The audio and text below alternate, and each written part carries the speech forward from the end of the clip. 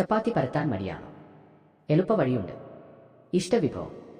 ഉത്തരേന്ത്യയിൽ മാത്രമല്ല മലയാളികളുടെയും ഇഷ്ടവിഭവങ്ങളിൽ ഒന്നാണ് ചപ്പാത്തി. രാവിലെ മാത്രമല്ല, അത്താഴത്തിനും ഇത് ബെസ്റ്റാണ്. ചോറിന് പകരക്കാരനായി ഇത് മാറിക്കഴിഞ്ഞു.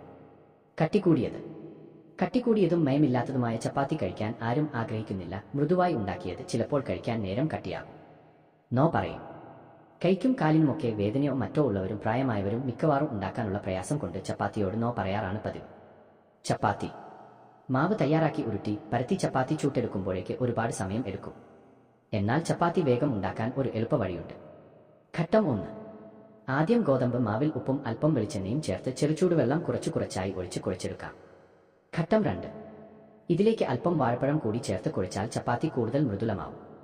ശേഷം ചെറിയ ഉരുളകളാക്കി വയ്ക്കാം. ഘട്ടം 3.